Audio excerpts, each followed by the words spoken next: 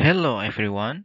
I'm so proud and grateful for the precious opportunity that has been given to me. First, allow me to introduce myself. My name is Aprianur Fajri. I come from 11 Maret University, Surakarta, Indonesia. I represent the research team. Will explain our paper review about fatigue analysis of engineering structure, state of development and achievement. This presentation will be divided into 7 parts, including introduction, timeline of fatigue research and notable accident, the approach to predict fatigue life, fatigue study in marine structure, fatigue phenomena in critical infrastructure, fatigue study in automobile engine component, and the last is concluding remark. The development of technology, especially in the field of engineering structures today, is increasing rapidly. The challenges and obstacles faced are also increasingly diverse. One of the problems that often occurs is related to material failure due to operating load that often causes loss. Failure resulting from static loads are infrequent. Problems that often occur are always related to the dynamic load that works. Dynamic loads, which are relatively small in size, can still cause failure if they occur continuously. This kind of phenomena is called fatigue failure. About 80 to 90% of engineering material failure are caused by the fatigue phenomena. Fatigue is permanent damage that occurs to objects due to the influence of conditions that produce stress-strain fluctuation. Before use, a material needs to undergo a series of tests to look for its characteristics, including fatigue resistance. Estimate fatigue life must be done carefully by considering all the variables to prevent disaster.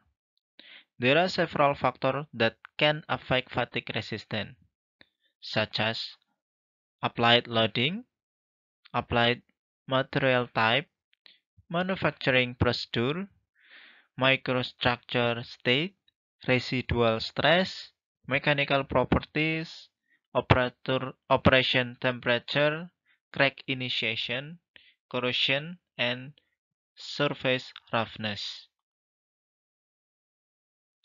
Timeline of fatigue research history.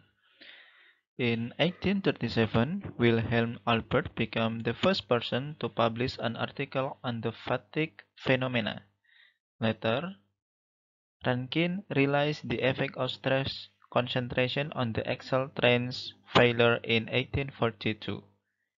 The systematic fatigue test was only invented in 1860 by Sir William Fairbairn and August Wöhler, which was later refined in 1870, followed by introducing the SN curve concept and endurance limit. In 1945, Miner popularized Palmgreen's theory of linear damage hypothesis. This theory is still used as a reference when investigating the fatigue phenomenon using the stress-life approach. Paul Croce-Paris in 1961 introduced a method to predict the growth of crack caused by cyclic loading. Furthermore, this method is now known as the fatigue crack growth or fatigue crack propagation approach. The de Havilland Comet plane crash in 1954 caused by fatigue failure forced engineers to redesign all aircraft components which changed the window shape from square to oval. The sinking of the MV Kurdistan in 1979 and the collapse of Alexander L. Gilland in 1980 due to fatigue crack growth from a weld defect were two significant accidents in the field of marine structure. The approach to predict fatigue life. Testing fatigue characteristic on structure directly using experimental method has complicated procedures. It is necessary to conduct numerical simulation first before creating a test model to reduce development time and development cost. Computer-aided engineering or CAA based numerical simulation method can be used, including finite element method, spectral method, or isogeometric analysis.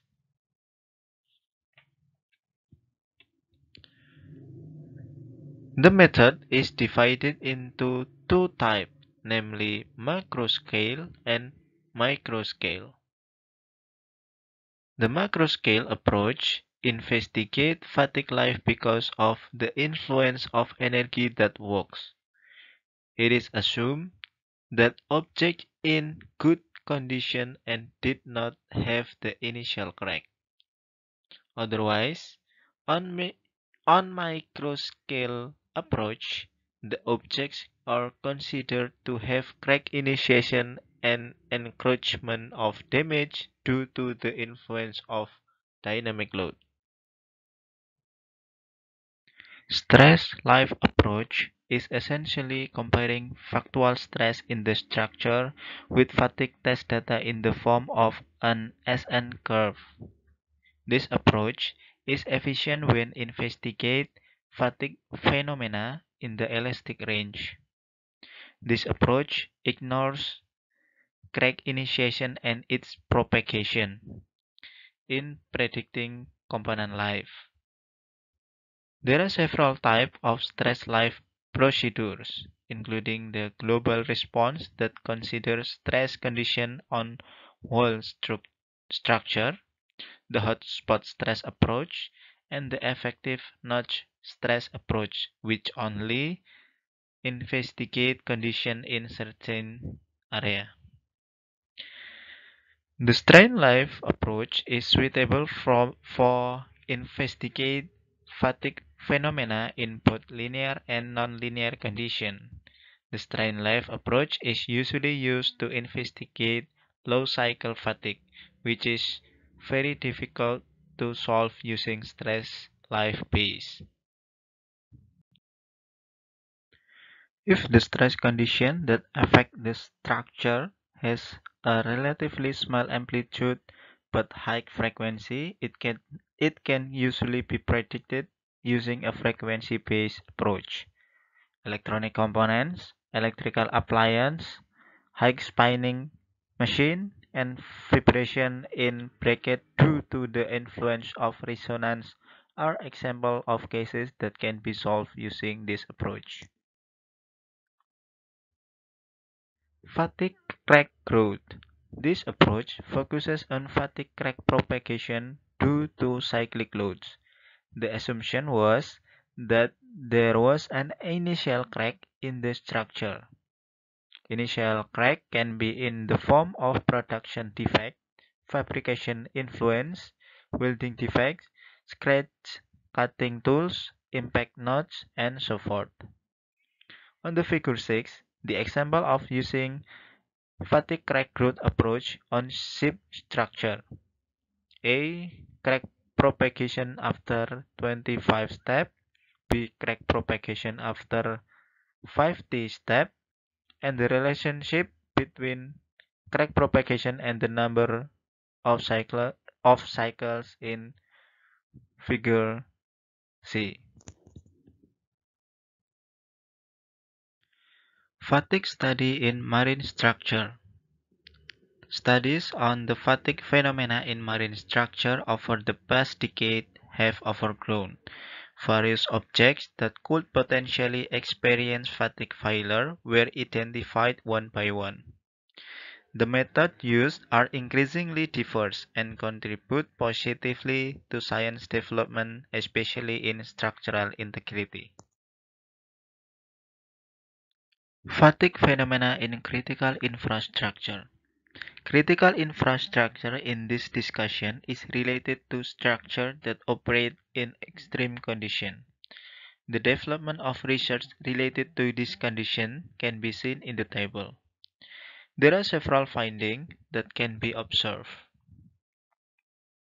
The corroded surface of the material can cause fatigue failure because it can ease initial crack, problem that cannot be solved with an S-N curve can be approached with fatigue crack growth.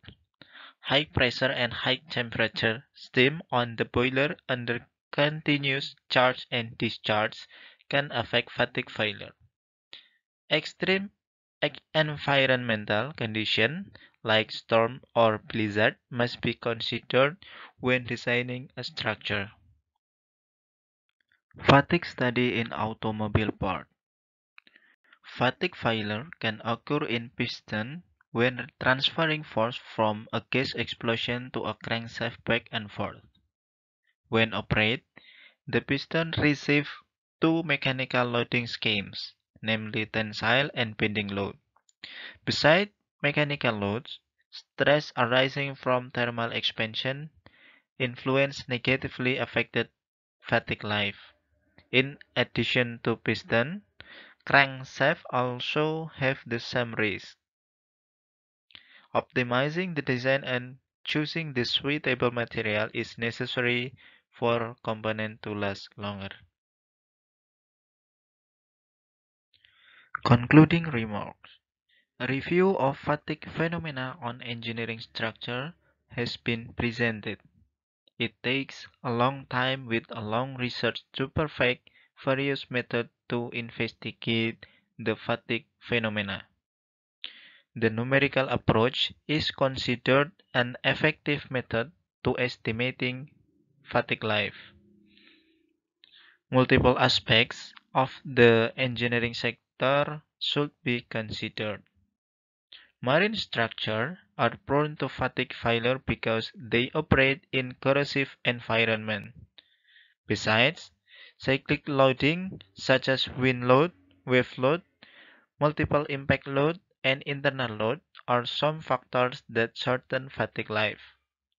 Critical infrastructure and components that work in extreme conditions needs to be made to prevent fatigue phenomenon occurs. In automobile component, fatigue occurs due to ongoing operating expenses. Some research related to validation needs to be done to improve existing method and approach. This is the end of my presentation. Terima kasih, grazie mille. Thank you for your attention.